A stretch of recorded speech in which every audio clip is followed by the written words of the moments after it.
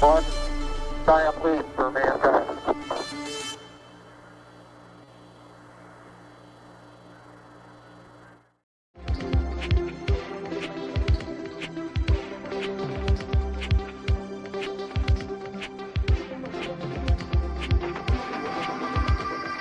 We sat there, 25th century AD. We sat there and looked at a rocket from Mars, and you just boggled the mind. And the technology caught up, didn't it?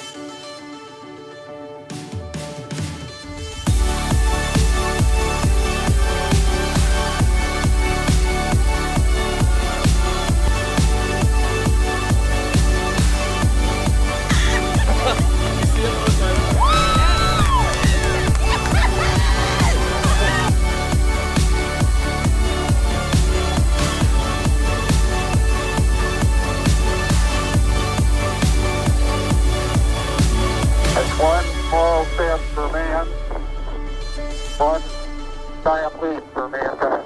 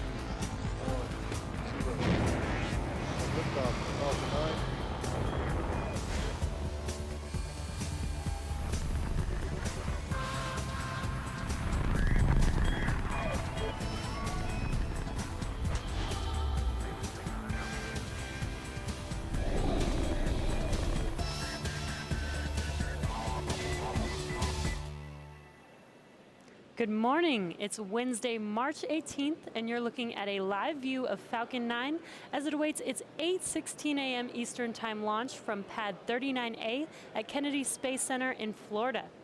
Welcome back to SpaceX headquarters in Hawthorne, California. My name is Jesse Anderson, and I'm a lead manufacturing engineer here at SpaceX. You're watching a live webcast for our 6th Starlink mission and our 6th mission overall this year in 2020. If you joined us on Sunday morning, you know that we had a standard auto abort triggered right before liftoff. At SpaceX, we intentionally hold down the rocket prior to liftoff to ensure engines reach correct power levels. On Sunday morning, we had an out-of-family engine reading, which caused an automatic abort. Typically, we would try again the next day, but today was the first available day on the range, so here we are. As a reminder, today we're launching a set of 60 Starlink satellites. Starlink is designed to provide high-speed, low-latency internet all over the globe, particularly in remote or rural areas where connectivity is limited or completely unavailable. Today's mission will also be the first time we are flying a booster for the 5th time. The most recent flight of this booster was our 2nd Starlink mission back in November. Just like our first stages, we are also starting to reuse our fairings. Today we're flying a reused fairing which previously flew on our first Starlink mission. With that, systems are go for an on-time liftoff this morning. Hello, my name is Michael Andrews and I'm a supply chain supervisor here at SpaceX. And this is our Falcon 9, vertical once again at Launch Pad 39A down at Florida's Kennedy Space Center. The bottom 2/3 of the vehicle, the part of the vehicle that looks to be covered with soot, is our reflown first stage. This first stage uses its 9 Merlin M1D engines to power the vehicle through the Earth's atmosphere out to the edge of space.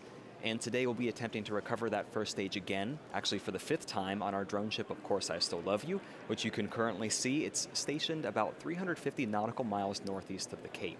Above that first stage is our black interstage band. It connects the 2nd stage at the top, which will carry our 60 Starlink satellites to a deployment altitude of 440 kilometers above the Earth's surface.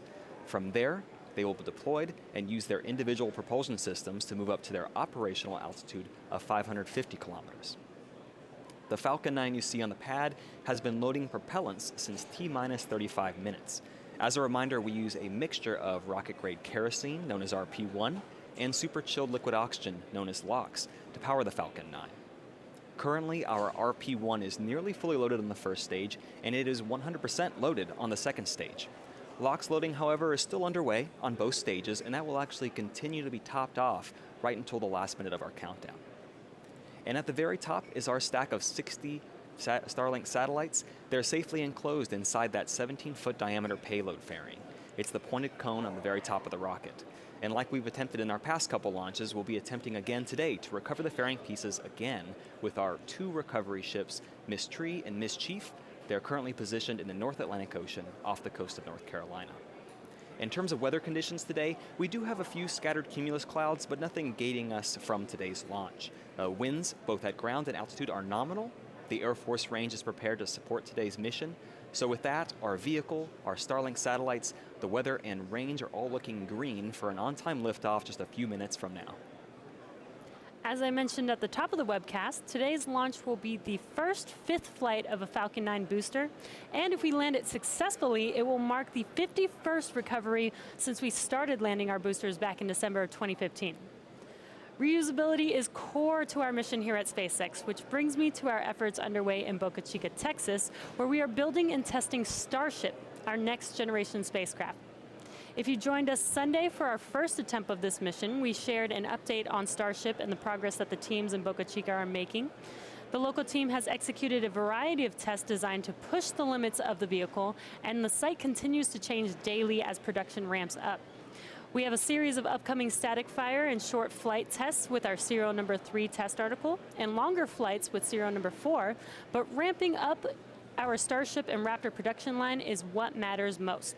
The design goal for Starship is 3 flights per day on average, which equates to roughly 1,000 flights per year at greater than 100 tons per flight. This means every 10 ships would yield 1 megaton per year to orbit. This is a significant effort, and we are looking for highly skilled engineers and welders to help us make this a reality. If you're interested in joining the team, please take a look at spacex.com/careers. We're currently T-minus 4.5 minutes from liftoff, and Falcon 9 is now moving into the final stages of its countdown. Back at T-minus 7 minutes, our engine chill process began. This is where we allow a small amount of that super chilled liquid oxygen to flow into the Merlin engine turbo pumps prior to the full flow of liquid oxygen into the vehicle. You have to realize that our RP1 is coming in at about 15 degrees Fahrenheit, but that liquid oxygen is less than negative 300 degrees Fahrenheit. This engine chill helps us avoid any kind of thermal shocks to our system.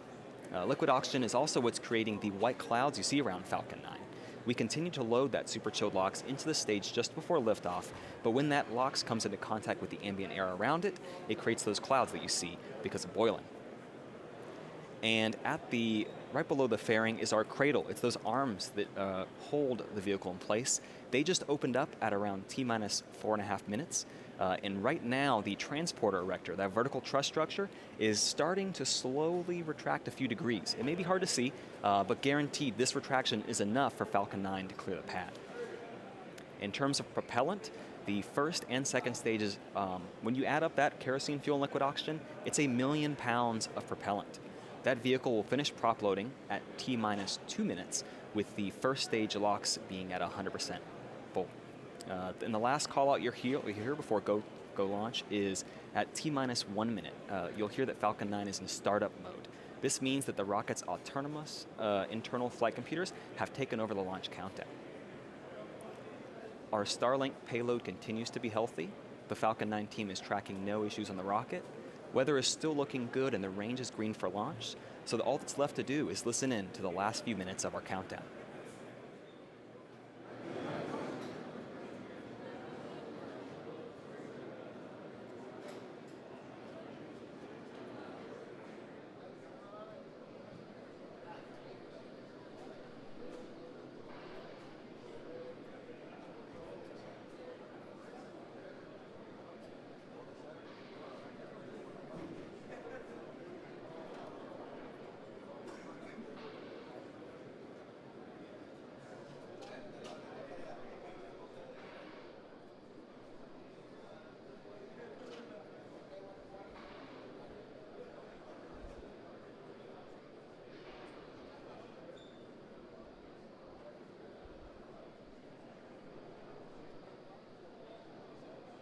Stage 2 LOX load is closed out.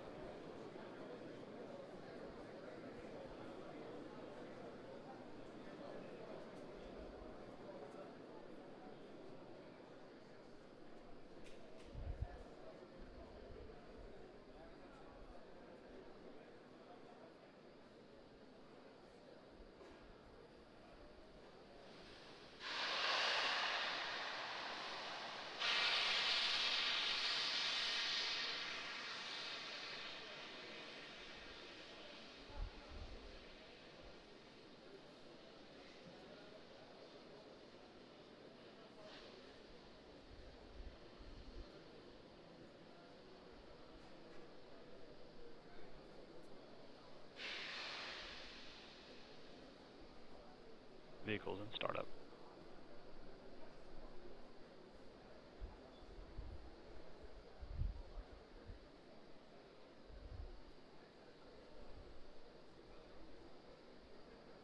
LDs go for launch.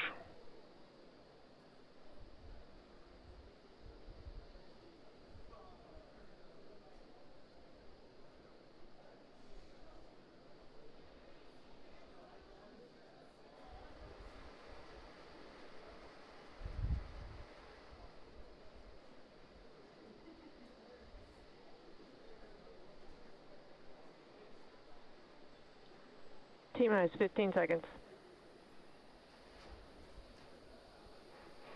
10, 9, 8, 7, 6, 5, 4, 3, 2, 1, 0.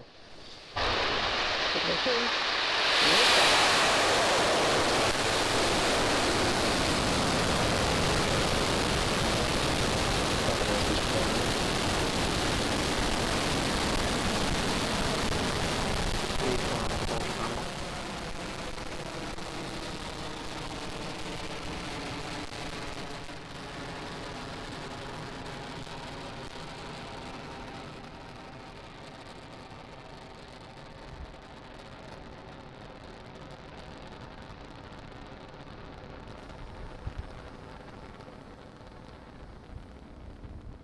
It's T plus 40 seconds, and we've just had liftoff of our Falcon 9 vehicle, taking Power our and telemetry Starlink nominal. payload to its targeted deployment orbit. We are now throttling down and throttling back up in preparation for max Q, which is coming up here in about 10 seconds or so. Max Q is the maximum aerodynamic pressure that the vehicle sees throughout ascent, Falcon so 9 this is the supersonic. largest structural load that the vehicle will see. Should hear that call out in about 5 seconds. Maximum aerodynamic pressure.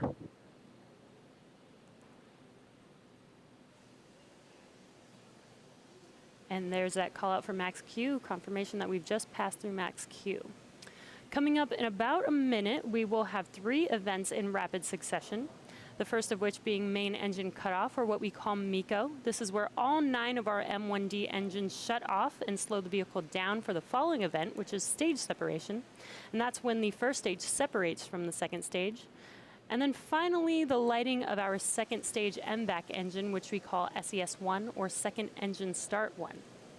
Now, if you've been following our Starlink missions, you know that we've reduced the number of burns on the second stage for these missions from 2 burns down to just 1 single burn. This allows the second stage to provide 70% of the velocity needed for this mission, which allows the first stage to use less fuel and thus making first stage recovery much easier. So today we will again only be doing 1 burn of that second stage engine. Again, coming up in about 10 seconds are those 3 events: MECO, stage separation, and SES-1.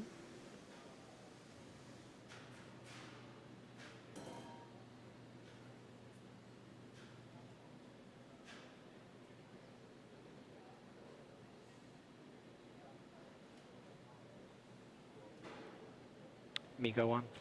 Stage separation confirmed.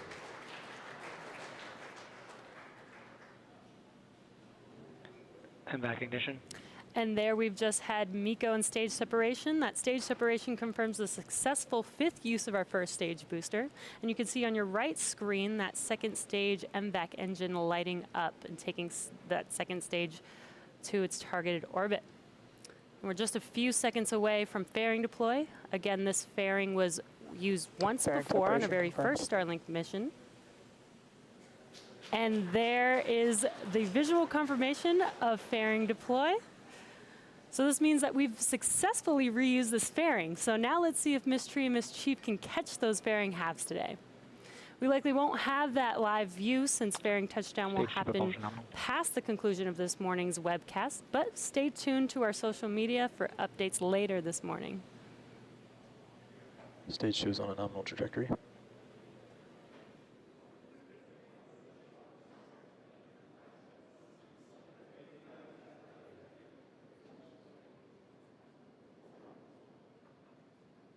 Acquisition of signal, Bermuda.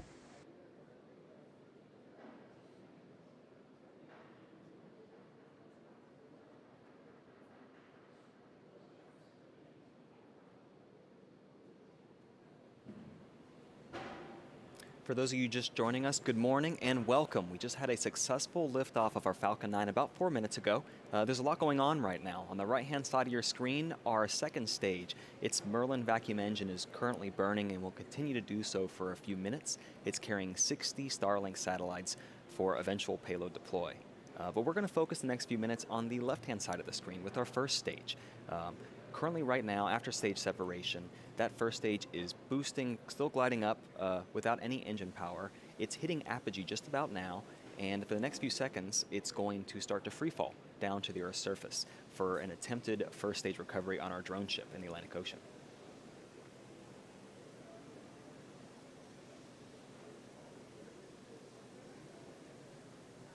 As our first stage reorients itself, we're going to prepare for the first of 2 engine burns on that first stage to aid our recovery, the first of which is coming up in about 90 seconds. It's known as our entry burn. We fire 3 of the 9 Merlin engines in the opposite direction the way we're heading. We do this in order to slow down the vehicle about 25% before we hit the dense part of the atmosphere. Not performing this burn would put unnecessary strain on our first stage.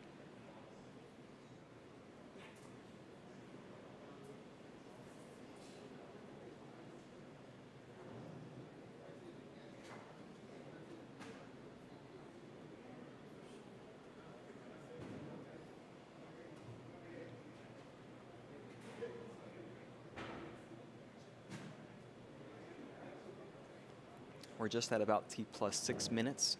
We're a little more than 45 seconds away from that engine burn. It only lasts about 10 seconds.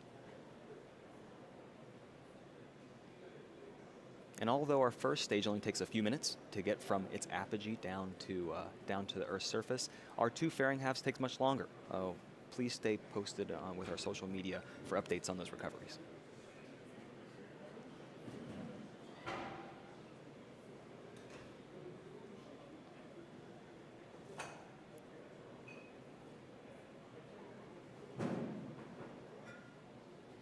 We're about 15 seconds away from that entry burn. We're going to wait for that visual confirmation the burn started and call out that that engine burn was successful.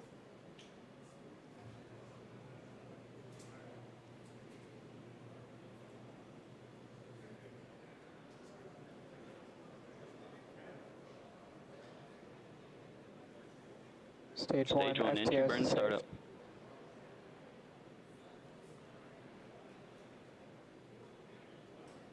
Stage 2 continues to follow a nominal trajectory.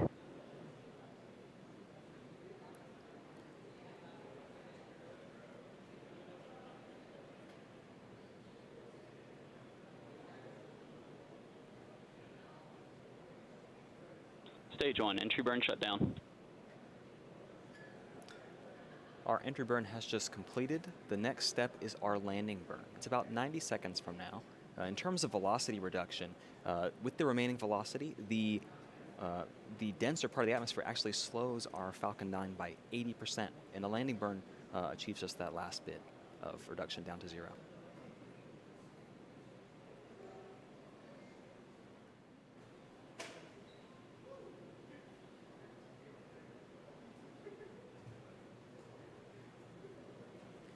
And although we're focused on first stage recovery at the moment, at T plus 9 minutes, just a little bit less than that, our second stage, its engine will cut off.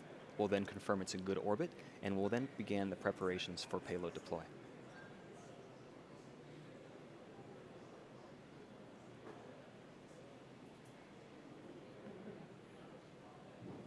Starting terminal guidance. We're about 10 seconds away from that landing burn call out. We'll sit tight and see if we can get any feed of that event.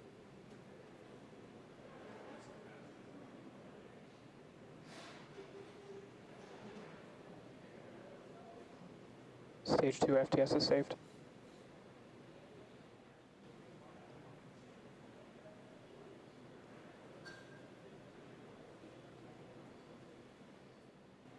We're still waiting on call out and confirmation for that first stage, but that's our secondary mission. Right now we'll focus on our primary mission with that second stage and our Starlink satellites. We're waiting for that confirmation of second engine cutoff.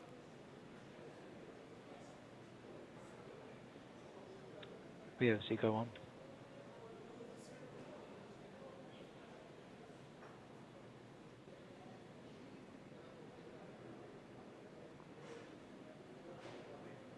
Our cutoff has completed. We're now waiting for confirmation of good orbit before we begin payload deploy.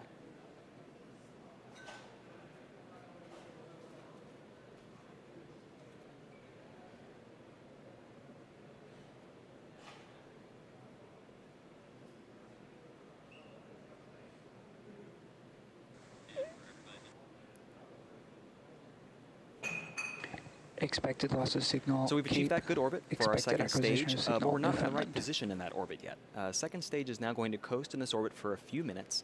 During this time, Orbital you're going to insertion is see nominal. the second stage is going to start to spin along its central axis. This gives the Starlink satellites the momentum they need to space themselves out over time after they deploy. Think of it as if you were hanging on the edge of a merry-go-round and you jumped off and it slings you out.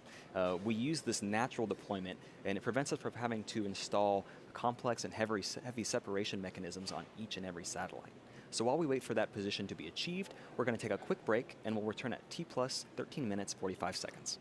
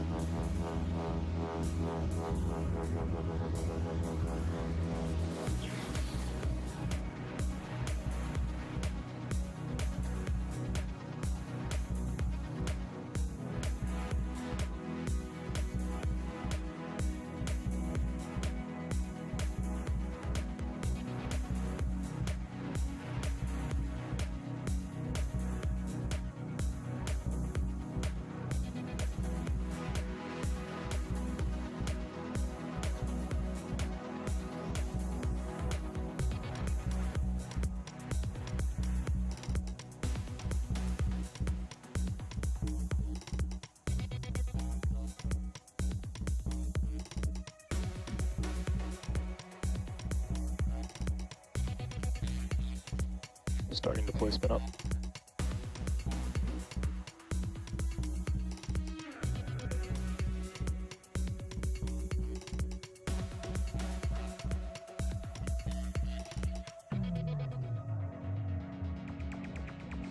Expected loss of signal in Bermuda.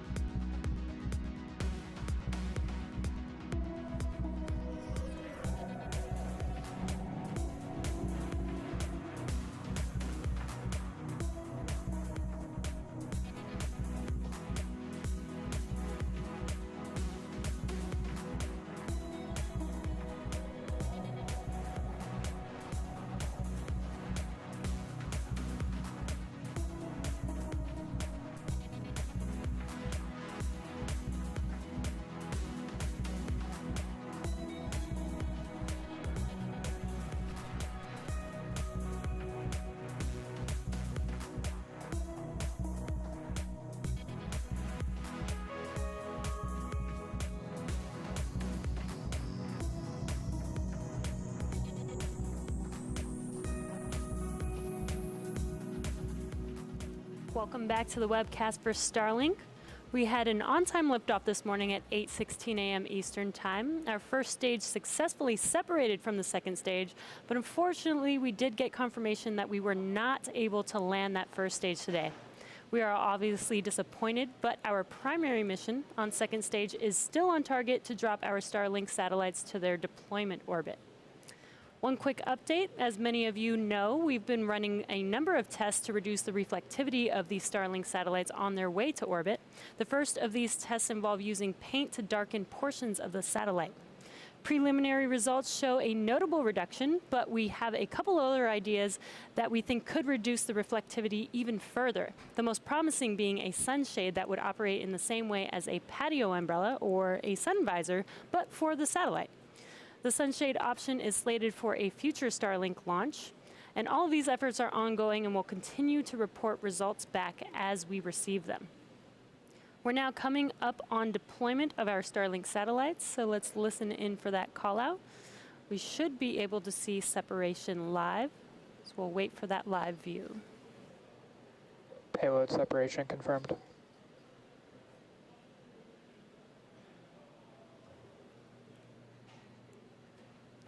So we did get confirmation of deployment, and there is that live view. So you can see on your screen the satellites are slowly separating away from the second stage, and over the next few weeks they will distance themselves from each other and eventually use their onboard ion thrusters to make their way to their final orbit.